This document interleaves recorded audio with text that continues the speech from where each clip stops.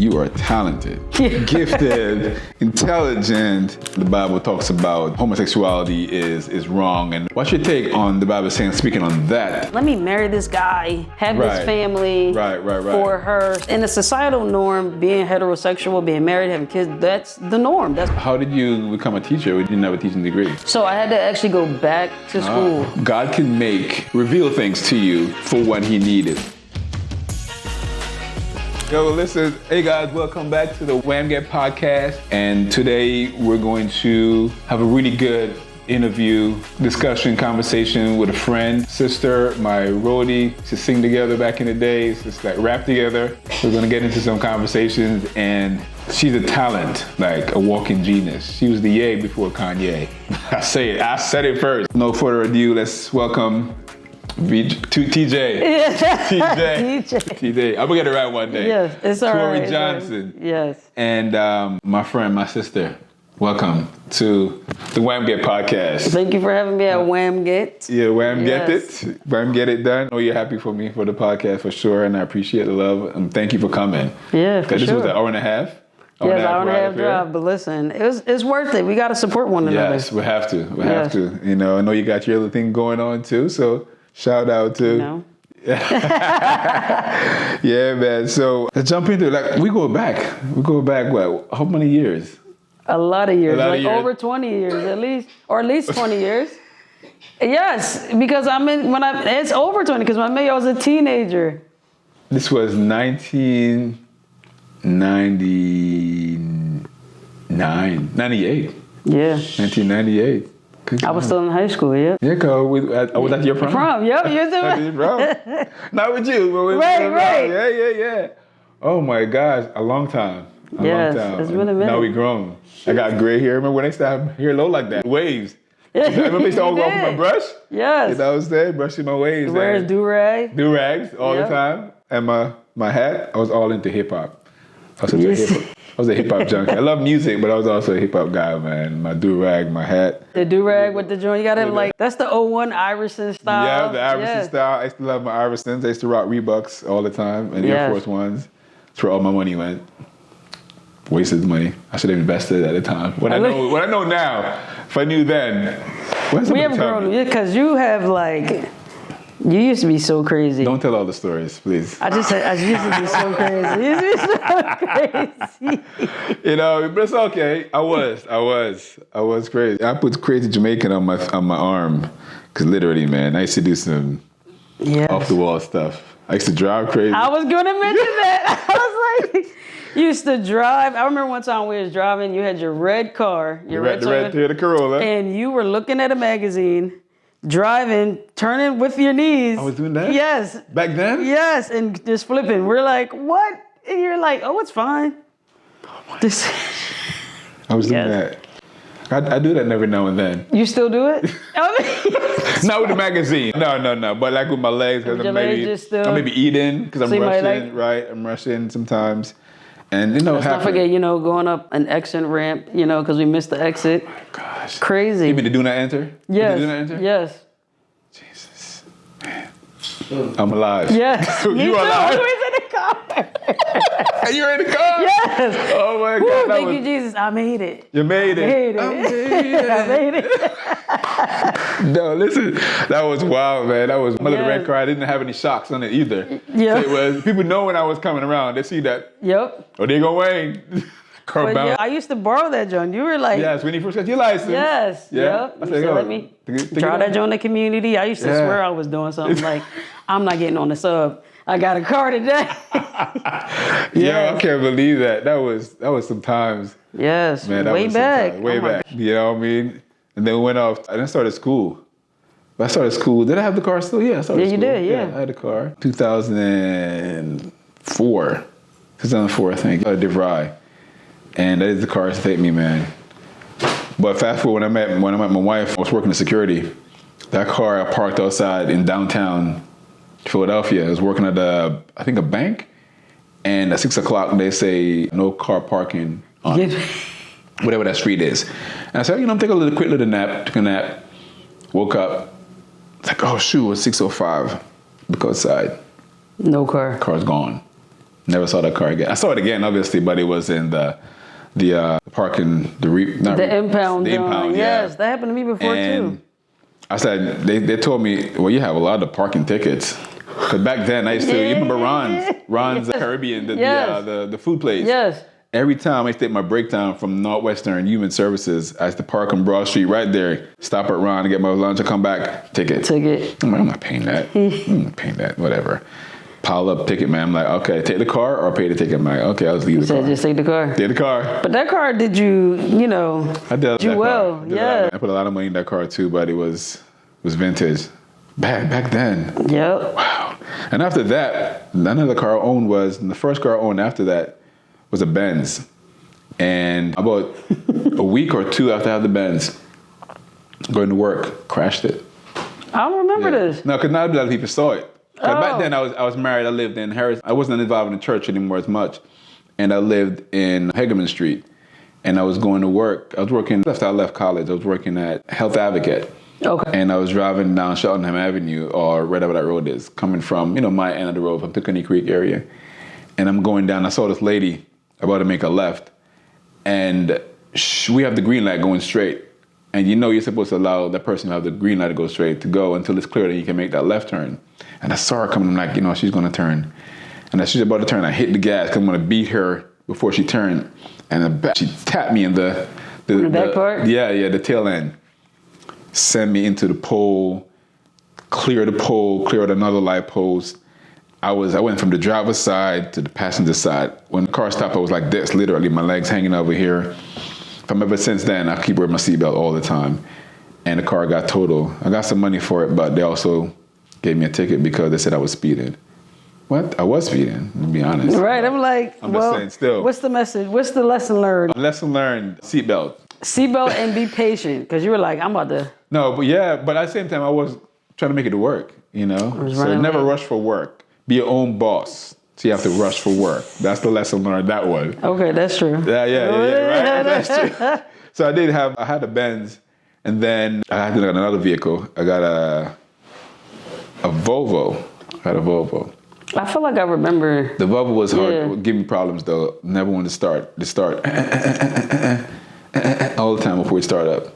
Took the Volvo here. Then eventually when I moved here and I had the Volvo. And then I got a Mazda. A Maxima, and that took me for a while. That's your while. And then I got rid of that and got the Nissan Pathfinder. No, lies. Got a minivan. Yeah. Got a minivan. Yeah, family man. Yeah. I got the minivan. And then we had the Hyundai Santa Fe at the same time with that, and I used that for the business. I'm like, I'm gonna trade that in and got another SUV. Purchased a Pathfinder. I loved Nissan at the time. I thought the Maxima was really good, so I'm like, I can get a Pathfinder. Was it good? It was good, but I was going to work one day. I worked overnight at a client of mine, in the business, and I was going to another client. Didn't sleep, and I'm like waking up and falling up, but I'm going taking time in traffic, and I must have dozed off and probably hit the gas, end up in the back of a truck that has those. Those trucks that have those like pipes on them, the tanks. Yeah. My car got totaled. The Nissan, the airbag deployed, everything woke me up. I was like, whoa, what happened?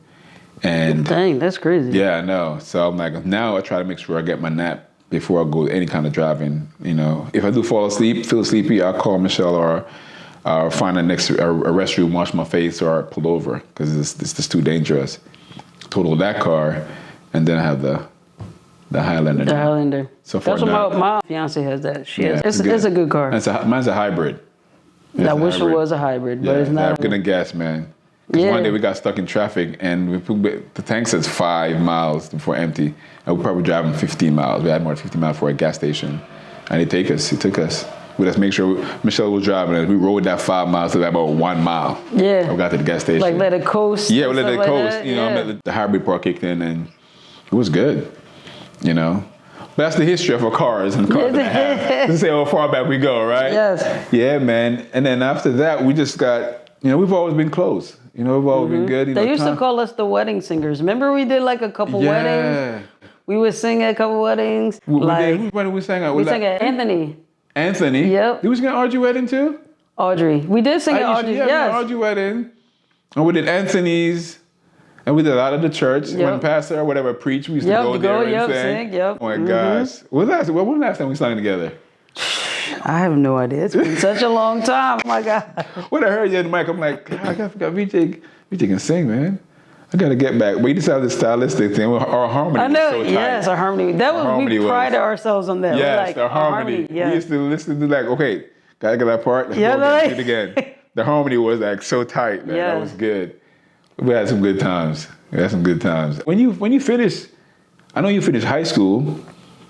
You were community college, right? Yep, I went to community college. Yeah, for mass media communications at first. Yeah. Because I'm like, I didn't really know what I wanted to do. But then I realized I wanted to do like theater, camera stuff. Yeah. So then I went from there. I did the dual program, then I went to Temple, and then I finished that bachelor's, but it was a theater, communications theater. Yeah.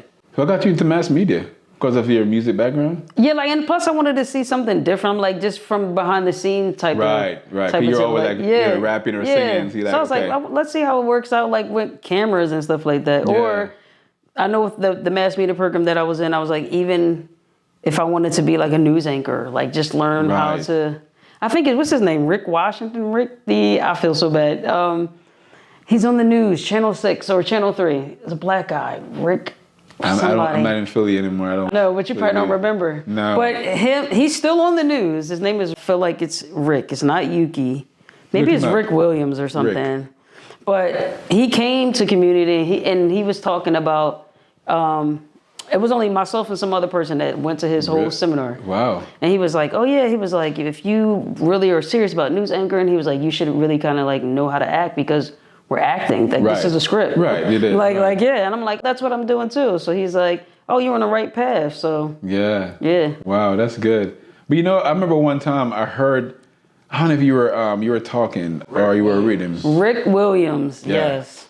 I think you were reading. I was like, yo, TJ speak really, at the time, VJ, right? Word. Speak really well. Like, you articulate your words like, was on point. I was like, she could be a teacher or some news anchor or something. Like, I don't remember. Because we always joke around this talking within the youth group and everything. Yeah. But I think at the time you were going to community college. And then you were talking to, the youth, because back then we were like the young adult. I think at that point, and we'll come back and talk to the youth who were younger than we were past our era. Yeah. And you were articulating something, or you were in front of the church. I don't remember. I was like, the first time I could have heard you speak, I was like, this is a talent right here, man.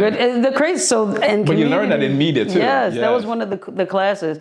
But it was so funny because one of the classes was we were to read like a news script. So it'd be like breaking news on today. There is, blah, blah, blah. There was a shooting on 5th. So I was about to do mine, but right before I did it, we had to introduce ourselves, how many years we've been in college. So I'm saying my name, and then the teacher stopped me and was like, do you preach? I was like... It's in me. I was like, yeah, sort of like, but I was like... She was like, you sound like I'm ready to be set up for like this good word or whatever. Yep. You had it, didn't you? Did you do a sermon at church? Yep. That was probably the second time I've ever done a sermon in front of somebody. Yeah. The first time was at a church. No, that was the first time. And then the second time was at a church in West Philly. Okay, yeah, because I think that somebody called you again for that because of what you did at our church. Yeah. That was good. And that was good too. But back then I was a Bible thumper, but that actually helped me with like my growth now, spiritually, like just being able to like dissect the word and just see it for yourself and just even check the background, the content, like who was really, it's what stuff is. It's so many translations. Tweet telling. Yeah, so it's you gotta really, what was added? What was a control factor? Like just honestly think about that. And the times. Yeah, the times. What would you refer to based on the time? Because it has to play a factor in how. It reflects, Absolutely. Where it was coming. When it said woman be quiet in the church, that don't relate to now. Yeah. How dare you tell women now to be quiet in the church? Today's women anyway. Yeah, like you ain't telling a woman. Right, you won't work, won't fly. But what we're referring to, but during that time, so that was good. And your grandma was a Bible scholar. Yeah, and my grandpa. I don't think you met my grandpa. No, yeah, he I passed think away. he had passed before I met him, right? But yeah, my grandma. I mean, come on. Grandma, she was my a grandma. walking You know, Bible. she was a firecracker. She was a walking Bible, man. Yes, she that lady was. just walking around and she just. If I said, I'm gonna put my shoes there, where's a lamp into my feet? Open the door. She would answer the window. Exactly. Answer the phone. Praise the Lord. Praise the Lord. Yes, that's how my mom answered too. Yes, answer the phone. Praise the Lord. I know. I got the right house. You know, she was amazing. You know, so that led you into like introduction to media. Yeah. Right from community college. Community. Yeah. And then you went to Temple. What did you Temple to do? Communication. Yeah. Communication. Theater. I decided to switch it over to theater because I'm like, acting really was more so a passion then. Like it really was. It still is, honestly. Yeah. But I just wanted to be like classically trained in it. Okay. That's good. Yeah. Because that's how you really, a lot of the great actors, believe it or not, especially the ones in the past, they all have classical training. Mm-hmm. You know, the guy with the Black Panther. Denzel. Yeah. You know, the lady who did Get Away with Murder. Whatever. Viola Davis. Yep. You know, and they took it further. Like they went, like a lot of my people that I graduated with, two in particular have like really made it big time. I don't know if you heard of, her name is Divine Randolph. She played in a couple of sitcoms. She was in a movie with Eddie Murphy, but we were in the same graduating class and there was another guy there too. Mm-hmm. So it was just like. So, I mean, literally I could have been paying like $500,000 just to have you here. Like, you made up like, please go. I know I have to fly out like in an hour.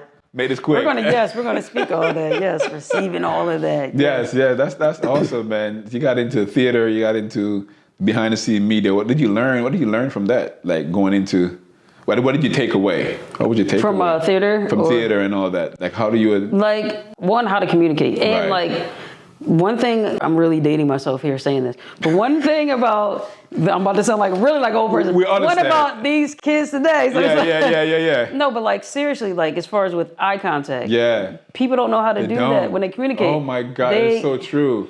The social media has taken that away. They're like this, I'm talking to you like, I'm right here. Yeah. And then it's just so much, and even there's a stigma behind it. It's crazy, but that has definitely like taught me how to just communicate, like be an active listener. If you can learn a script, it's more than just learn the words. You have to embody the script. Right. Now I become the script. So now I'm actually just now listening for the line and going to react naturally. But how do I do that? I have to actually listen. If you say, and then we go to the bank, and I just know my next line is, yes, we do. If I got to like really like listen to how you say it, and that'll respond, and that'll give me my response, and naturally how I will respond. Yeah.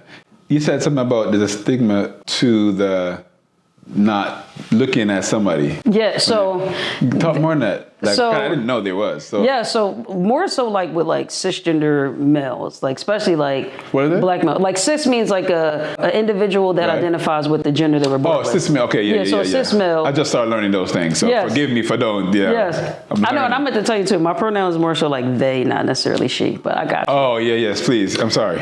No, it's all right. Listen, it's we're learning. Yes, we're learning. But like a lot of cis males, especially black, don't like to look another man in the eye because they feel like it's gay, which is weird. That's why I said there's a stigma. Yeah. So that's why some of them, they like talk like, you know. I had a conversation one time with a guy, and the whole time he was like looking down here. And I'm just like, he's responding to everything I'm saying. He's like, because you're actually right. And I'm like, why are we not looking at each other? Like, so I'm like looking at the ground like, is there something down there? Like, you start looking at the ground like what is going on? Yeah. So, but then I heard someone say that, like, because I, working in the barbershop. Right. Someone was like, my son said, because he was teaching his son, look another man in the eye when you're communicating. I did the same thing to Micah. And he was like, oh, no, Dad, that's gay.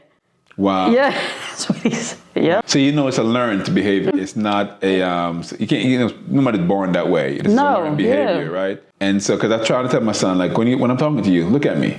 Either look away because you don't want to, you don't really agree, so you don't really care, or you're afraid.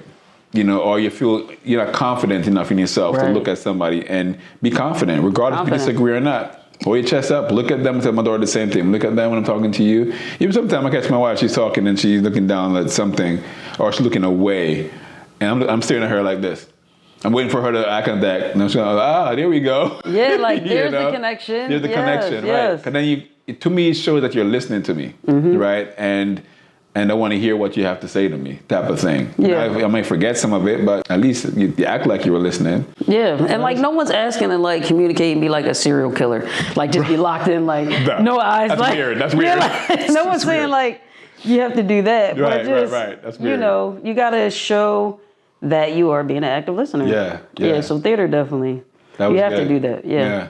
So you went from theater and then you went into teaching. Yeah. So I was actually a part of a theater company for like about a year. Okay. IC Movement. I don't know if you. Yes, I remember IC so Movement. I was a part of IC Movement. But you know that you can't really pay bills. But that was the only thing I was doing at the time. That girl, remember that girl used to come to our church? Yes, Erica. Erica. Yes. She's still with it? No, I don't know. I haven't really caught up. I don't think she lives in Philly anymore. I know she got married one time. Yes, as a matter of fact, she doesn't live in Philly anymore. Yeah, she lives in Philly? No, she doesn't. Okay. Yeah, is she in New York? I don't know, but I remember her. Chicago. Okay, Chi-Town. Yeah. Chicago. Shout out to Chi-Town, Erica. But yes, right? I think her last name is Williams, Miss Williams, Yeah. Her married name. So IC Movement, I remember that. Yes, and doing that for a while. But in between time doing that, I was like, I need to make money. So then I got into the school district as what they used to call back then as a TSS. It's like a wrapper, all the same thing. Mm-hmm. One-to-one, fell in love with working with special needs children, and then just elevated from there. I was like, man, if I'm going to do it, I might as well become a teacher. Right. So I'm about to be on year 10 now. How did you become a teacher? You didn't have a teaching degree. So I had to actually go back to school. I got my master's in education. Oh, stop so it. Yeah, so I got 2 masters in education, one in K through 4 and one in special education. Guys, so smart. Talented, gifted, intelligent, articulate. I mean, the list goes. I'm running out of fingers, y'all. So you got the 2 masters. Yep. That's awesome. It would have been 1, but at the time they didn't do the dual like they do now. But yeah. Okay. Oh, so they do a dual now. Yeah. So, okay. They do it. Yeah. So I got 2 of them. I didn't want to go back to school to do 2. That was way. But yeah. Oh my God. They took your money though. Yes. They were happy too. Took your money. Oh my gosh. But yeah. So then you went into teaching and fell in love with that to teach. You said special ed. Mm-hmm. Okay. And what made you fall in love with that? Like what about the? So it's actually the artist in me, I think, that really likes the way people who think outside the box. So when I look at special needs children, more so specifically autistic kids, because that's been my career. I just like the way they look at things, because they can teach you a whole lot of things, like just observing. Like even the nonverbal ones are the main ones that can actually teach you some things. I agree. And I'm like, you can give them a puzzle or give them some blocks or give them some connecting pieces and watch what they do with it. You're like, oh snap, I would have never thought to use that like that. Or so I just like that part. And then just, it was challenging. I accepted the challenge, like they think differently, but I feel like I could reach them in the sense of letting them be able to learn. So I'm like, a lot of them, they're not like cognitively meeting like educational standards. Right. But it's because they're so locked in here. Yeah. So it's like being able to pull that out and the eye contact thing. So that's big for autistic kids. Because they don't. Yeah, so if they give it to you, it's a sign of trust. They're letting you in their world. They're like, oh, come on in. Yeah. Welcome to my space. Yes. Now you know you've reached them. You reached them. So now you can actually help them. That's awesome. Yeah. Wow, that's powerful. Because I always think of it like, because I never think they are any different from someone that's what considered non-autistic. But it's just that they're tapping into a level of their brain that we don't always use. You know, we feel like what people call we're normal. But they're not. What's another word for not normal? They say now it's neurodivergent. No what? Neurodivergent. Neurodivergent. I would be considered neurodivergent because I have ADHD. Like my brain isn't neuro. You have ADHD. Oh, I do. The fact that I can have like 6 things. I have to have more than one thing going on. Yes. When did you get that? I think I got it more so working with them, but I'm like, no, but I've always had it. I've always like the fact that my brain can make, well, a lot of people's brains can make like those connections so quickly, or I can just get easily distracted up here. Like so easily shift up here. And how do you, like, because you taught yourself to play the guitar, right? Yeah. You dabble with the piano. You're probably really even better now, right? I have both of those instruments I need to get better at. Right. Honestly. You sing, you rap. Drums. You're right. Drums, you just like, you pick that up. And just blew it out of the water. You were teaching DeAndre at one point, right? Obviously, you got into the media stuff and everything, the soundboard. I remember you were doing that stuff in the studio. Like, you knew all those buttons and things. So I say that to say if you with that, your focus is still good, I think. But that actually, from what I learned, because I'm not an expert on like ADHD, but from what I learned about it was most people who do have ADHD, because those are like things that work quickly. I'm able to focus on that because there's going to be a change that's going to happen, whether it's like I'm changing the volume on this, or if I'm thinking about playing a song, I know I'm not going to just stay on this one note. I'm shifting. There's a melody change. I can focus on. I'm not sure like scientifically how that all works or whatever, but they say most people with ADD or ADHD are really, really talented and are great at a hobby. Like if you can give them a hobby, like cooking, they can focus on that because it's just something that's constantly changing. I'm adding seasons in here. Oh, I can think, let me add. Your brain is making constantly changing. Yeah. I didn't even think of that. I thought it was just like the same, but like throughout the process, things are not the same. They're changing the whole thing. Okay. Where like if I'm just reading a book, oh please, that's gonna be bored. I'm going. Yeah, you're going. You're like okay. 0 to. But you are turning different pages. Yeah, true. But it's like to get to the next page, I'm like. But that's why with the kids too, I know that I'm like, oh okay, this isn't working for them. Let me quickly make an adjustment. Yeah. That helps. That's awesome. That as well. Yeah. So you've been in this now for 10 years. Yep, about to go in year 10 now. That's awesome. Did you think you were going to be there long? No. First, you didn't know you were going to go in there. No, I didn't know. 10 years later. Because everybody in my family was in education. That's what really wanted me to not do it. Right. From my grandpa, my grandma, my great-grandma, my mom. Your mom, everybody. So I was like, I'm not being no teacher. Like, please, everybody does that. It was in you. Yeah. It's in your blood. Yeah. You had to teach. Yeah. Yes, that's awesome. But I was teaching all along, youth group. Right, you were. Using it, yeah. Yes, that was a way that God was setting you up. It's okay. That's going to be your platform. You won't be behind the pulpit, but it's going to be your pulpit's going to be in the classroom setting. Yeah, like as my mom says, she's like, that's your ministry. That's your ministry. Yeah. That's awesome, man. Wow, that's good. I didn't even know that journey because I know we kind of started living our life differently. It wasn't as much at church because, relationship, marriage and everything. So, and we started getting older, started doing more things. We're just crazy anymore, being available every time, being at every event. Yes. I remember we used to do the group with Anthony and T. Oh yeah, Broken Pieces. Broken Pieces. Yes, the rap group. So was that before? That was while you were at Temple? That was while, at CCP. That was while I was at Temple. While you at Temple, okay. I was at Temple at that time, yeah. What does it sound like? Broken pieces. We are broken, no, hold up. We are broken pieces. We are broken for Christ. Yeah.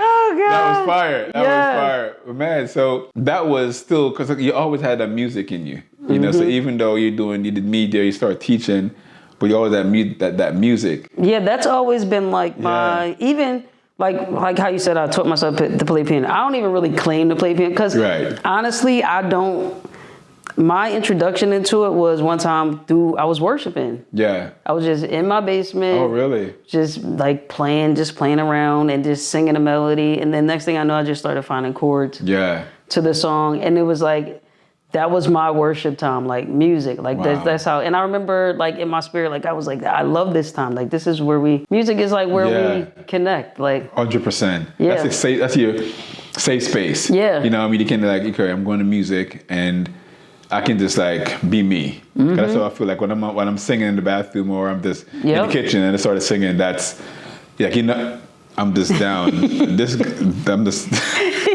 I thought I was the only one here. What is going on over there? The epitome of sleeping on the job. Like,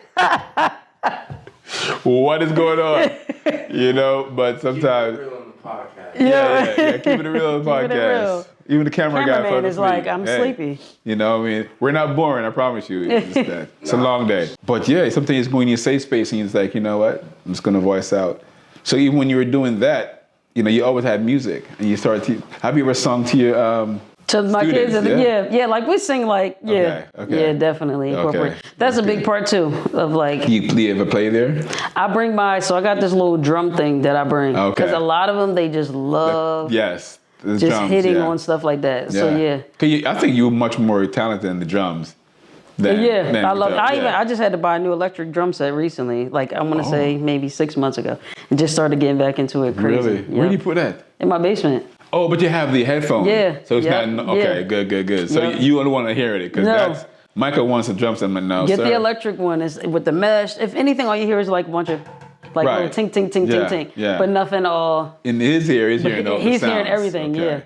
He already talks loud. And if you connect the amp, then you can hear you would be able to hear what he's doing. I would be able to. Yeah. But he already talks loud, So if he covers his ears, he's gonna be even louder. Louder. Yelling at you like. When he's 18 and he moves out of college or something. Not now. How old is it, Micah? 12. He's 13 in March. Okay. Yeah, we're getting right. old, Yeah. You know what I'm saying? I remember when I used to try to be a parent to Selby children. Yes. I used to tell them even a youth group. Mm-hmm. But now I can't remember her name. They brought the children to the camp. I saw two of them. I saw Sharon, then I saw two of them there. And they were like, man, Mr. Wayne, you a father. I was like, yeah, I know. It's what it is. You a mother, right? Oh, wow. Yeah, you were a mother. You were my youth, So, but so that music always played a part in how you just do stuff. Do stuff, And so once you did that and you started teaching, you started getting back into music. 'Cause I see some of the stuff in IG now. Yeah.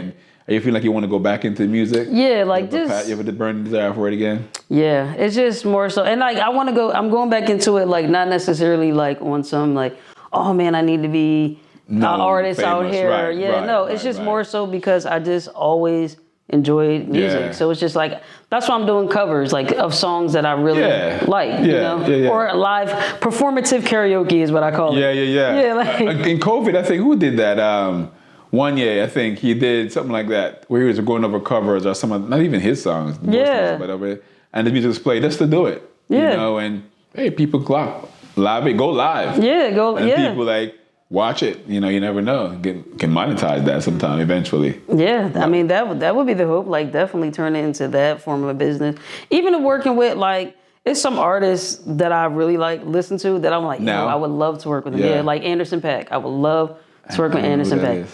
Listen to him. He's I may really not good. be in because I don't listen to music as often. Okay. That's the season of my life. Got you. What I mean? Yeah. So when you mention names. Yes. He's a drummer, so that already attracted to me to him. Right. He's a lyricist.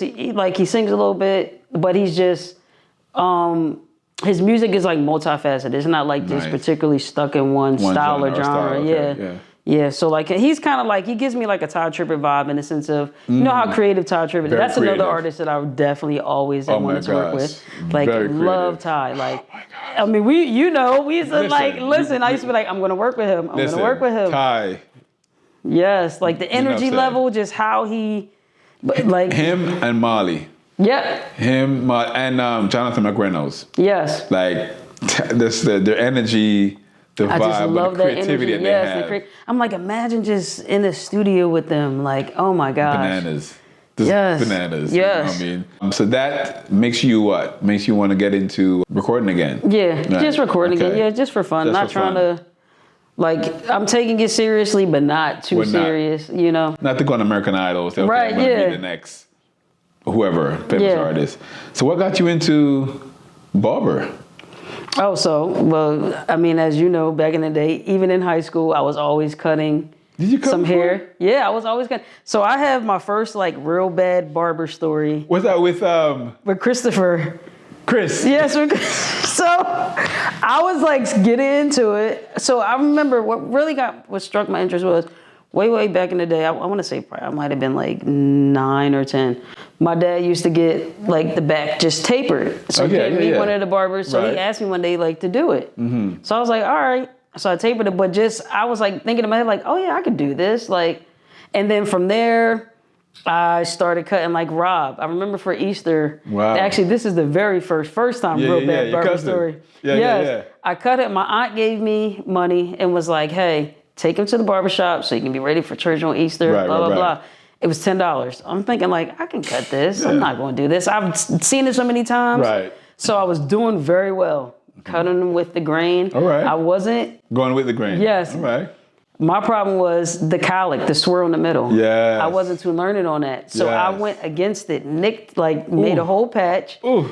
So I stopped. So I'm like, oh my God, my aunt's gonna kill me when she sees this. So I proceed to pick up a black Crayola crayon and I try to color that joint. And I was like, she's not gonna know. But then he started saying like, oh my gosh, it's burning. You know what I mean? Because I'm rubbing so hard. But that was the first bad story. My aunt came home. She's like looking at the cut from the front. She's like, oh, let me see. It looks nice. Turn around. She said, oh, no. Running down to that barbershop right now and tell them, give me my money back. So I had to fess up. You had to fess up. Right. So you had to give that $10 back. Yes. I was like, oh, man. I had to get, and I got a beating too. Yeah. Like, Oh my gosh. but yeah, that was crazy. Yeah, that was, no, at that time, I think I was 10 or 11. Okay. Michael better not try that. Yes. No. And then I messed Chris up with his prom, just being too confident. Yeah, right. But then you were older then. Yes, I was like 17 or 18 by the time. No, actually I was like 19. No, you were at the older. time. Because when Chris went to prom, you were already past your prom. Yeah. So I was like 19, probably turning 20. Yeah. And still like confident because I was doing easier styles. Right. But he wanted like a ball fade. I should have automatically said like, right now, can't do it. Right. Right. But I'm like, no, I know you can do it. Yeah. See, it's pride sometimes. Pride comes from Bible. But no, I've mastered it.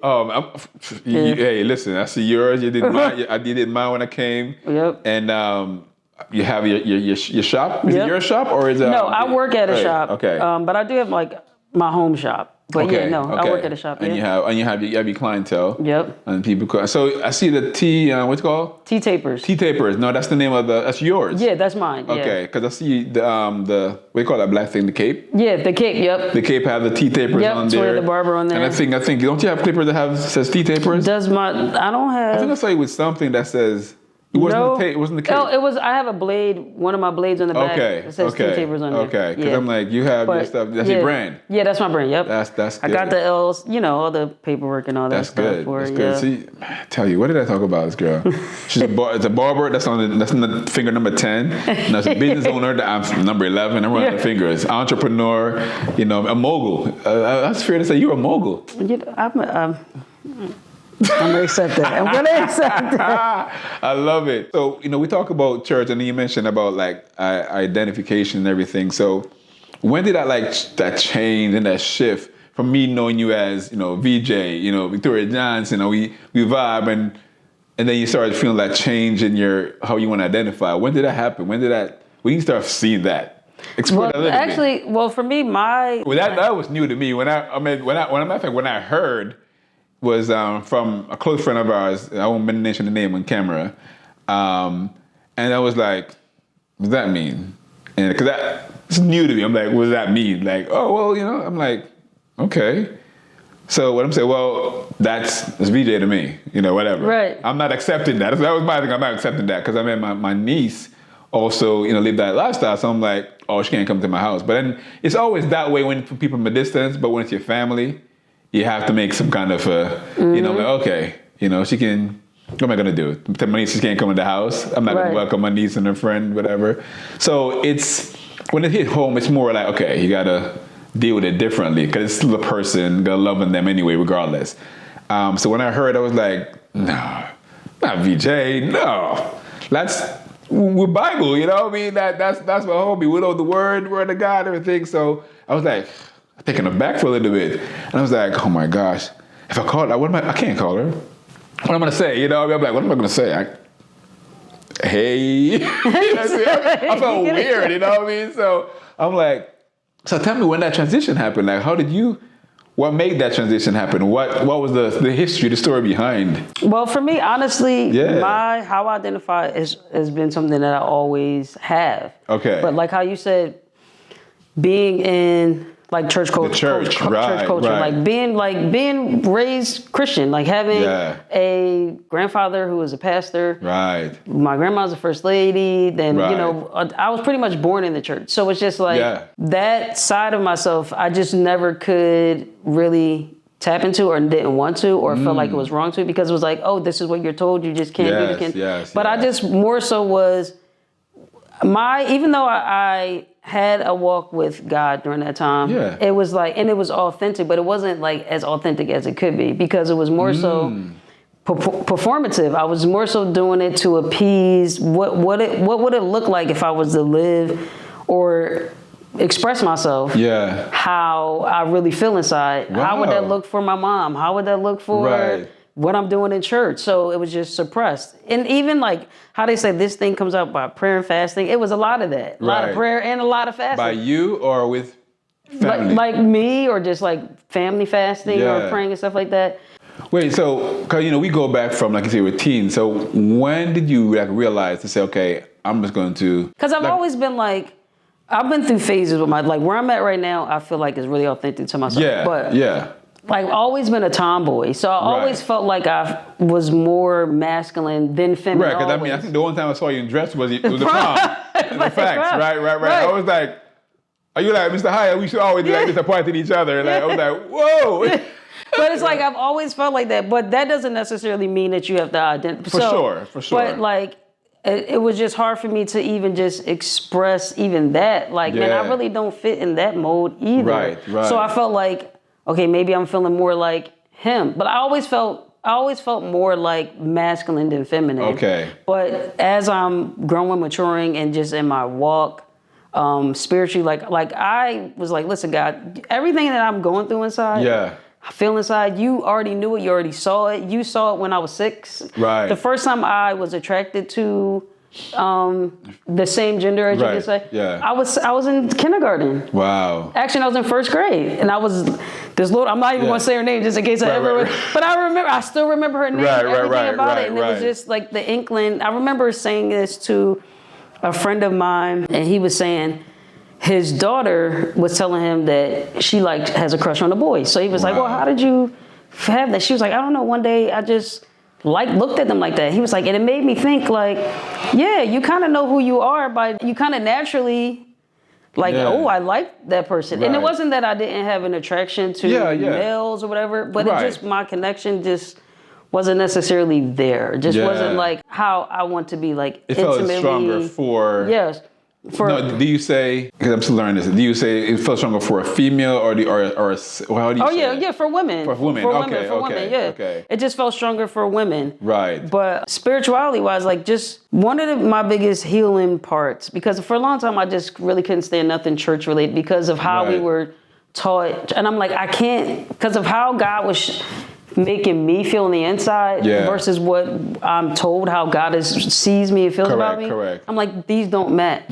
Yeah. So I'm like, the fact that God shows up for me the way that he does, he's like, this is my child. I know who you are. I know how you feel. You've been feeling like that forever. Now, some people may say, oh, that's your thorn. You just need to just deal with it. That's your thorn. Like, you need to do it. But it still would just be so fake. Like, why would I want to put myself in a situation where I just feel so fake? I just couldn't do that. So for a long period of time throughout my journey, I was feeling more like a he than she. So I was like, I identify more with that pronoun. Like when people would say she, even now, it's still like, I still can't really grasp. I really can't hold on to that. So I'm more like, that's why I say they. To me, it's kind of like a neutral. It's kind of like feeling like I identify with both. Right. Because people, especially those who don't know, because like I said, for me, it's more learning. So I don't know like the proper terminology to use because I should study up more on it, because, society we live in. But at the same time, like, do you say they or like this one, a cis male or a cis female? You learn those terminologies. What I wanted to ask you is I remember a time, your dad, we're having a Wednesday night at the Christ Baptist, and he said, pray for my daughter and he mentioned about, I think the first time I could have heard it, but I didn't remember anything about it until a mutual friend of ours said something to me like years later. Then it came to me like, wait, I remember one time he said to pray about struggle with identity, and I was like, at the time I thought, nay, right? Because I'm like, she's the only person I don't see, and I know BJ is right. Is we straight, and we talk, and she worshiping God. So when I heard that was you, I'm like, you sure? I'm like, no, that's not true. Whatever. So, but I'm glad that what you said about it was your conviction and what God was dealing with you, you're like, okay, I can either be my authentic self or fake it through. Like, how long can somebody fake it through? Yeah, it's not really sustainable. It's not sustainable, right? You just how really can't. And then you can pretend, but for so long. Yeah. Right? How did that close family felt about that when you started saying, hey, this is who I am? Well, my dad, you can see, he said, we need some prayer. Like, yes. He was like, we're going to pray. Yes, it's still a struggle. Like, even with me now, about to be married, like it's a struggle for most of my immediate family. Really? Like, because in society, because these are all societal norms. It is. So in a societal norm, being heterosexual, being married, having kids, that's the norm. That's what you do. Right. So when you have a child, you project, or what you foresee for them is what is the norm. 100%. You're like, you want them to be in that box of norm, have some greatness, but don't shy away from outside that box. That's too far. Right, not too far. So for my parents, particularly my mom, it's like, that's an idea she had too. And that was an idea that I had or tried to live up to too, to be honest. I really wanted to do that for her. Yes. More so like, let me marry this guy, have this family for her. So, it just looks good all around. Yeah. Like, but it's like, inside I would be okay, but would I be feeling? Probably really not. But it is what it is. Now, is your sister? How is she with that? We kind of. It's like an unspoken thing. We really don't really talk about it, honestly. But she's coming to the wedding, so might as well. I mean, that's the thing, because I mean, like I said, I can't. My niece come out. I'm gonna say you can't come to my house. No. Yeah, and it's like God, like, because people will say like all the time, like, God, how come, God doesn't like, he's condemning of this, blah, blah, blah. But like I said, if you're a loving parent, you show up for your child. 100%. So it's like, and that's what God, he's my loving father. Yeah. He shows up, he makes sure I'm cool. He makes sure I have what I need and then some. Yeah. He's a loving parent. Like, he shows up for me. He shows me, because even I doubt it sometimes. I'm like, God, like, seriously, how do you really? He'll show me an abundance of love. He'll show me. Yeah.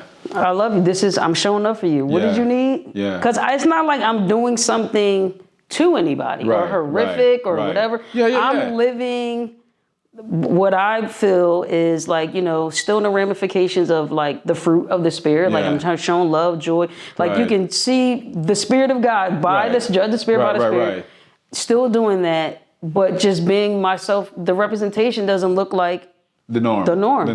The question I was going to ask was, like, what's your take on, because, growing up in the church, we understand the Bible talks about homosexuality is wrong, and what's your take on the Bible speaking on that to what you think is your conviction on that? So because because just being a student of the Bible, and also that was one of my things too. I was in grad school for divinity before. I remember that. Before, because I was doing divinity major and teaching at the same time. But I was like, this is too much. Let me work towards the one that's going to get me a job right now. But preaching can come later. But in doing that, I had an amazing professor. From that moment when he actually kind of like opened my eyes. His name is Dr. Hurt. Rest in peace. And the way he taught Hurt. Okay. The way that he taught the Bible to me was different than how I was taught growing up in CBC. Yeah. Because CBC was more so of a very like dogmatic. If it says it, that's what it means. You don't question. Right. Well, for him, his take on teaching the Bible was, never look at it from hearing anybody else's voice. Mm-hmm. He said, don't even look at it from hearing the author that you're reading's voice. Mm-hmm. Clear your mind and instantly ask, one, God, what do you want me to see from it? And he was like, and if there is a yes or no, show me where there's a yes or no in this passage. Mm-hmm. And then, so that was just a simple way, the first step, he said. And then, because we're in divinity school, then we got a chance to like do an exegesis, like break it down, like the historical references, who is this, who's the audience, all that stuff like that. But just being able to look at it from that, just watching this Bible teacher who was like kind of like revered as knowing the Bible very well. Yeah. If I were to ask him, for instance, the passage he used was the woman who got stoned. Yes. So the whole reason why he touched on that was he said, believe it or not, this is an additive to the Bible, this whole story. Really? He said, because it's in parentheses. He said, this isn't an account.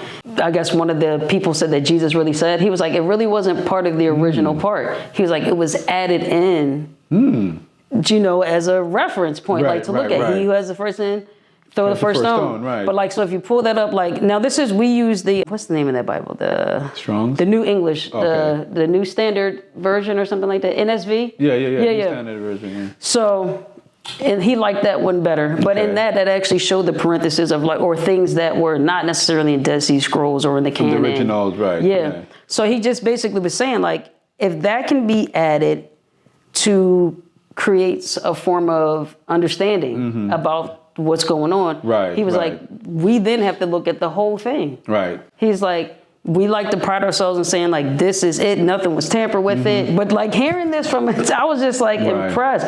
And it really opened up my eyes to, you have to somewhat, whether you're a Bible scholar or you want to be a person of faith, if you really want to be in depth with what you're learning, you have to really take a deep dive. It's okay to question that, hey, was all of this stuff really in there? Or was this something that was meant to control? For instance, the homosexuality thing. Before it got translated to the word homosexuality, it was translated to mean, what was it? Like a sexual impurity or sexual immorality. But it was about, because it was like raping young boys. And stuff like that. So it was nothing to necessarily do with like loving two consenting people loving each other. But then you can also flip the script. If you look at David and the way he talked about Samuel or either Jonathan, I can get the part. And he said, I love him more than I love my wife. Right. Like, you know, I mean, I get it. The historical reference back then, wives were just, they were there as a placeholder and to have children. So, but the connotation that you still have this deeper love for someone who is the same gender as you. Not saying, and now someone says, well, how do you, they weren't doing it. Well, I mean, it was not in there. But you have no idea what someone who loves someone of that same gender. What was happening. What you would be willing to do or how that would play out. Oh, that's good. That's something that, like, for people who want to learn more and even without casting a judgment, you know, make themselves dig deeper into better understanding.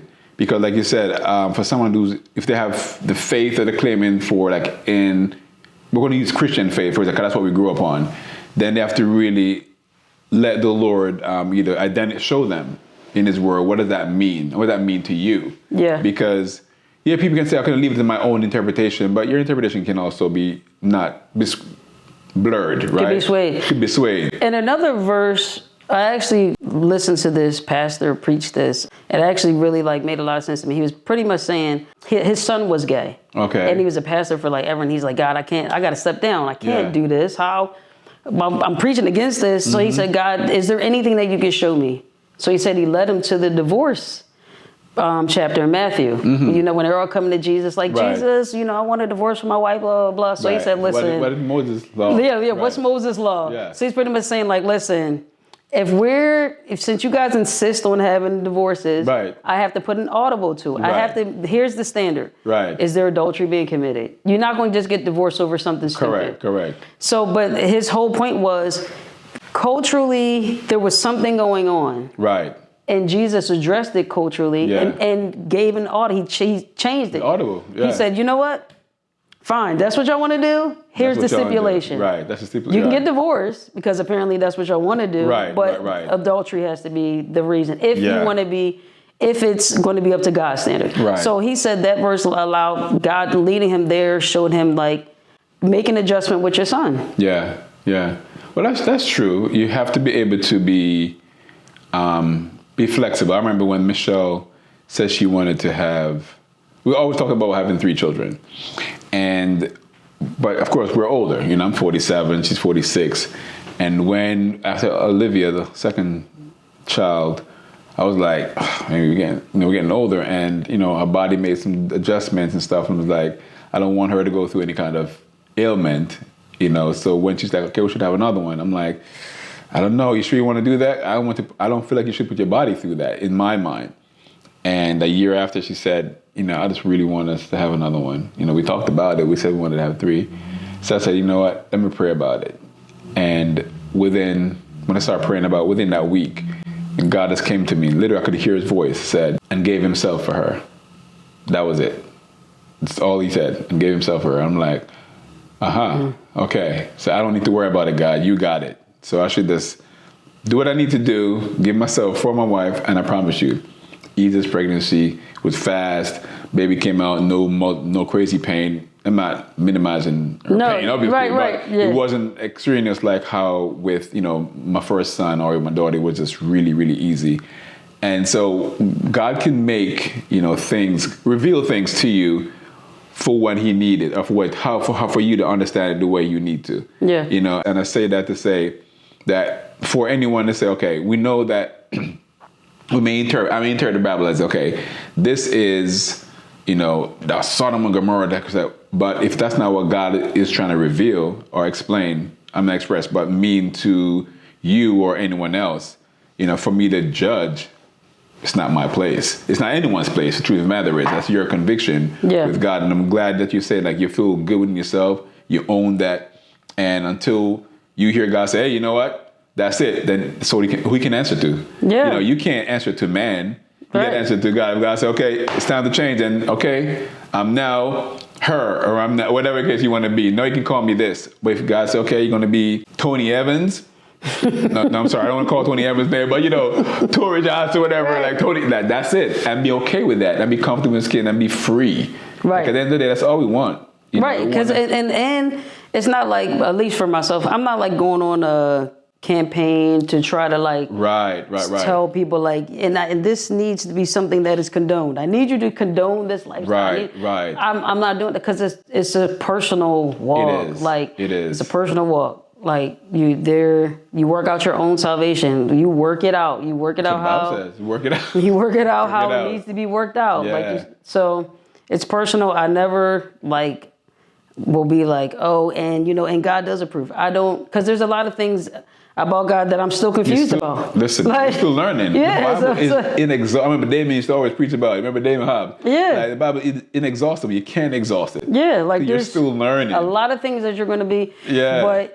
But one thing I will say, I just feel freer being able to know that God not only still loves, but still blesses, still shows himself, still speaks. Give you grace. Yep. He's giving us grace. Give us grace. Now, would you say you're still a person of faith? Oh, yeah. Oh, that's good. That's good. Because sometimes people because of especially when it comes to family, getting involved, they feel like, or the church made it feel like, okay, I'm going to step away because you guys don't agree with me on this. But I'm glad that you're just like, that's my conviction, and I'm okay with that. And that's commendable. You didn't step away from your belief because of your lifestyle. You're already grounded. You already you should have foundation. You're going from past. Right.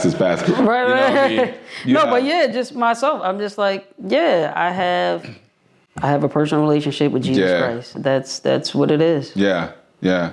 Do you still have all your friends from high school or that was close to you?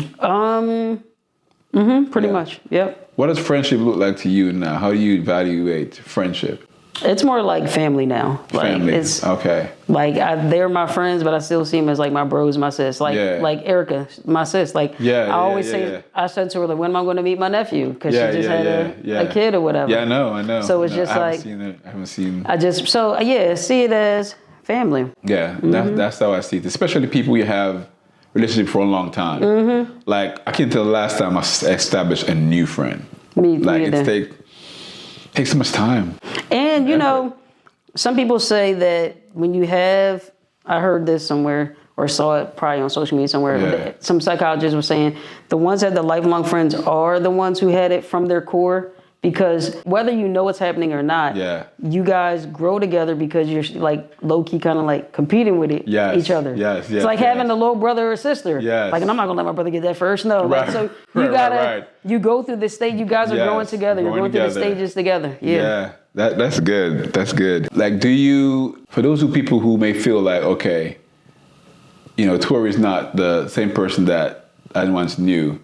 Like, do you feel like you owe anybody explanation or no? Absolutely not. No. Yeah, it's good. Definitely not. I don't need any type of validation from somebody. Good. That's a good word. Validated about who I am or whatever. Like, no, I know who I am, and believe it or not, I'm still very much the same person at my core. Yeah, right, right. Still the same person. But people get caught up on, like, yet again, like, this is a societal norm. This is not a society. So it's like you automatically now, it's more so people now having a perception now. Yeah. And they're trying to, like, impress that or imprint that upon me. Right. Like, oh, you changed. And no, I've always been this. Right. Or I've always been me. Right.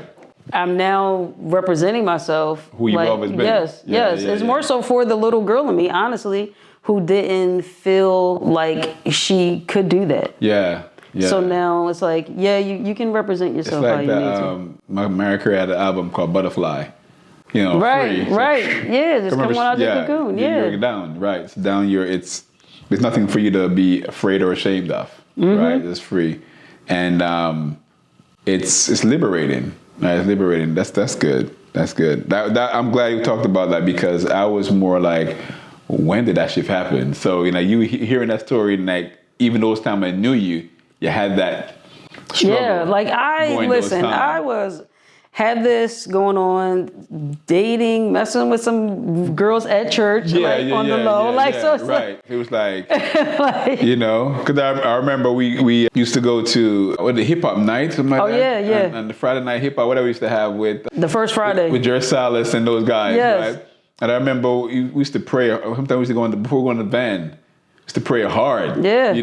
Praying hard. It was like, yo, this girl is powerful. That's how I vision you. Like, you're gonna either gonna be a walking pastor, or just like you're gonna be a scholar of the word. You know what I mean? Because it's in you. It's from your grandparents and everything. And a question I would ask you though, because it's in the back of my mind: did you feel like your dad not being present at some point or a season in your life played any factor in you deciding, like, okay, I want not validation, but I wanted, even though you talked about it, I don't think so, but I just wanted to ask, did that change any dynamic in your life with your father not being around? To be honest, I really... Or have you even given it a thought? I have. I've given it a lot. Like, I always go through... I'm a deep thinker just in general. Right. Like, I'm always in my head, but... Get out. Right. Yes, because let's see, from 12 until about 22, my dad wasn't there because he was locked up. He got a charge. He was there for 10 years. That's 10 years. So, like, those are definitely pivotal years of development. All the teenage and young adults is now gone. Young adult, and he wasn't there. But I don't know, because even as I did have a great father figure though prior to that with my grandfather. Right. So it was just like he was very much. I mean, I seen him as my dad, like very much so caring. He let me feel like I could. He was a safe space. Yeah. I know some people who like might feel like, oh, they are more masculine or presenting like because their dad wasn't there. Right. But sometimes it's because some women are like that because they're like, oh, I don't feel safe with the man or not safe around. But I didn't necessarily have like, I never not feel safe around. Yeah, so it wasn't because like, oh, I don't feel safe. I don't want to be. That wasn't it. It just was. That's good. That's always been in you. Yeah. Now I do sometimes wish like, oh man, I wish I could have had those times. Because I know it would have been a good experience just to feel like a daddy's girl or feel supported by my dad. Like being who my dad always knew I was a tomboy, would push basketball, push sports. And prior to him getting locked up, I loved those experiences. I think if anything, it would have just made me even more confident. Earlier. Because you had that. Because I would have had I'd have been like, please, if me and my dad are cool, what can you say? What can you say? Right. That's what I think. It just helped me not be as confident as I needed at an earlier time. Or as supported. Yeah. Because by the time adults, I mean, I can't stop you. But then those years would have been very helpful to have a father. Wish I had mine around too. My mom was very strong black woman, and I've always been confident and stood up for me when people said, even I didn't feel afraid, but I need to be brave because she was like, I'm going to stand up for my son. You better not say anything about my son. If I heard you say anything, I'm going to come and chew you out. So I've always had that confidence in myself, so I never really felt like I was afraid of anything. So anyhow I felt, I was free to speak my mind and speak my truth. I've always been that way. So, but still, you would just say whatever comes to your mind. Whatever came to my mind. And now I think marriage kind of really helped. So I know you talked about that. You want to get married, and as it's not a marriage show, but I'll just tell you this: that like it's a different level, of like relationship and communication. That the expectations go from 0 to like 90, like right away. I do, boom, next day. So expectations is different, right? So it's like I need to live through that, So I know that having my wife, she definitely helped me to censor some of the stuff I say, and try. And then as you mature, you start dabbling in business and so forth. You interact with different people.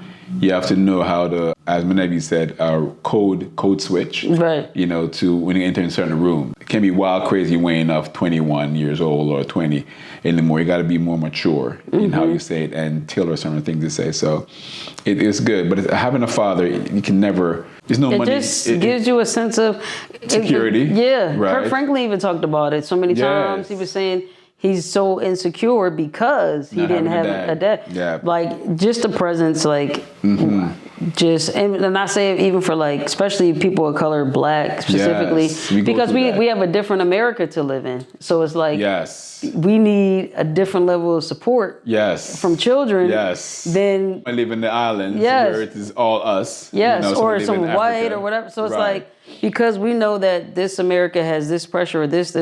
Yes. We have a different blueprint to follow. Yeah. And no one can relate to that except us. Yeah, except for us. That's what it is. Because this is the world we live in. This is the world we live in. Yeah. So that's good. I think that definitely would have made me more confident. Yeah, would have made me more confident.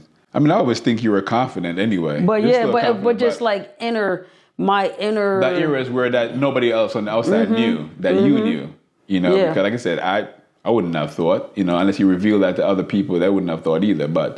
And my confidence at the time came from the fact that I knew I was more so my identity, like how you said, my identity was, this is a church Bible thumper person. And I was confident in that identity because it was something that I knew. Yes. Like, it was ingrained in you from an early age. I was like, and it gave me validation that I must be doing something right. Right, like, yes, that's true. That's like, oh man, people are approving this. People are like approving this. it. Yes, this is great. Yeah. So to switch it around, and I've been like, wait, that's different. If it was done earlier, I'm like, wait a minute, what's going on? Right. So, but nothing happened before the time. God is the orchestrator of everything that we do, and whether it's permissive will or his sovereign will, He's always giving us grace and allowing us to go through lives and our seasons and letting us learn about different seasons, different experiences in our life. And I think one thing that I learned, when watching you they always pay attention to you, whatever craft you get into, you're committed to it. And I've always like, whenever I think about you, sometimes I'll randomly text you like, and I'll text you like, oh, the most talented person, the most legendary, whatever. Because I seriously mean that, because like I felt like, man, this is, if I could have some of this girl's talent and gift, man, I'll probably be the greatest. With my crazy personality, I'll just bottle it up. I'm like, yes, but like I feel like you're just so talented. So like all the journey that you're on, I mean, I feel like you're right. God is blessing you, and your favors have upon you, is just immeasurable. I mean, there's no question that God's favored in your life. And I feel like you should just continue your whatever trajectory you're on, and let that relationship that you have with Him, let Him be the one to convict you. No one else. No one else really matters. At the end of the day, we're not living our lives, first say to please people, we're living our lives to please God. Right. And the Bible says, let our light so shine before men, so they may see His good work and come and glorify Him. You're not trying to draw people to Tori Johnson, or to your wife or anybody else. I'm not trying to draw people to Wayne. Draw people to the light you see shining through Wayne. Where did the light come from? Jesus. I have coworkers tell me that all the time, especially in the school district, working with AS children. This past year, what kind of children? AS, autistic. Okay, yeah.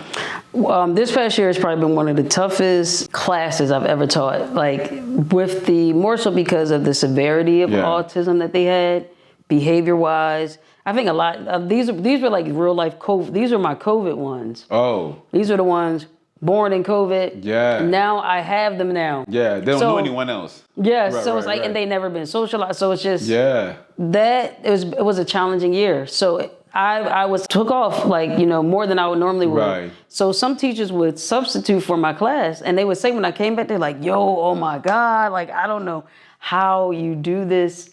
And you come in here every day with a smile. This one lady was like, the smile you come in on your face and the hell you enter to in your classroom, no one would know. She was like, how do you do that? And I say, it's God. That's the only way I can get through this. That's the only way you can explain it. Now, I will complain about it, be vocal about it, but I didn't treat them harshly. Like, I still had the same level.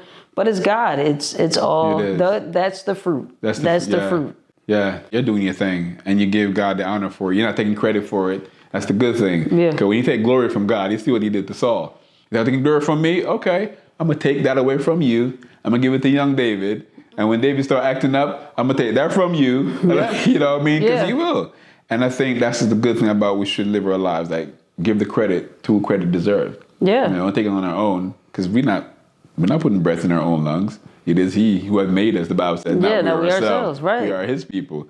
So I think that's awesome, and I love that aspect of story of you. Like, we could talk for more. We could talk for other area of our lives, right?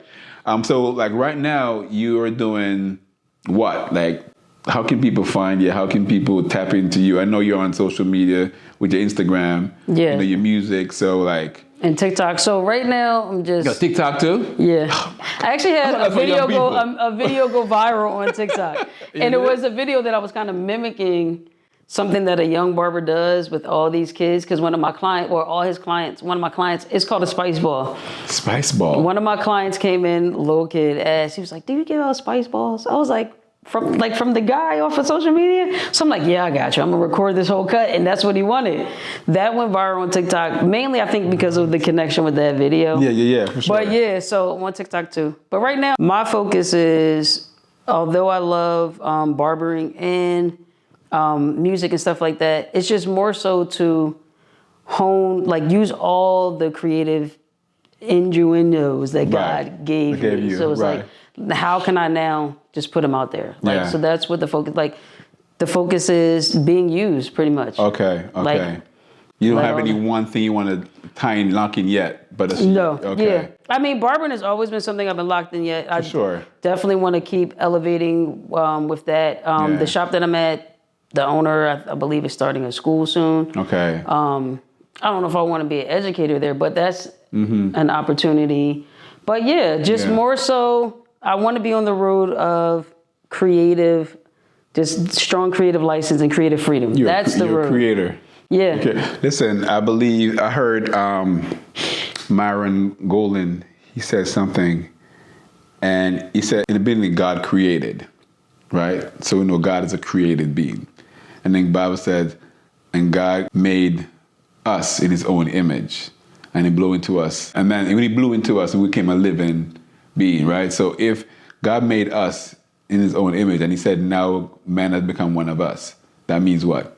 We're creators. We're creators, right? So that's what we should be doing. I say it all the time. I say it to Shayna all the time. I say, listen, everyone is living the sin of the fallen man. Yeah. I said, because innately, none of us want to work. None of us want to do any of that. That's the sin part. Right, that we now are forced to do this. Right. Because our innate part is to do what? Walk in the cool of the garden. Yes. Relax. Chill out. Yeah. Like, that's what we want to do. Give ourselves time to create. Yes. Think of things. Like, exactly. Yeah. Exactly. So working is definitely a sin. No, that's a sin. Working is a sin. That doesn't mean you should go work, guys. Yeah. But, it's a burden that we have to carry the rest of our lives. Yes. Right. We have to. But in that, still create. Still try to find means to create. Yeah. Whether it's creating income, create a service, create opportunities, create a safe space, always create. And one of my first podcasts, I said, just go out there and be creative. Just don't limit yourself to what you can't do. people say, okay, I remember before podcast came, and I talked to one of the guys in the last podcast I had. Before podcast came, there was TV.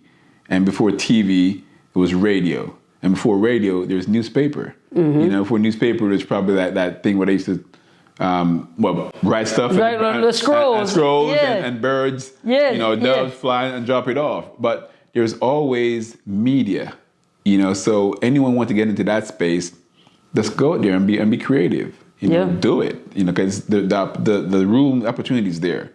And I think by you becoming a creator, because like I said, you are talented. You are walking talent right there. You're a walking creator. You know what I'm saying? So just don't limit yourself. And wherever you land at, I'll always be there to support whatever you're doing. Whether it's through likes, whether it's through a sponsor, whether it's through being there physically.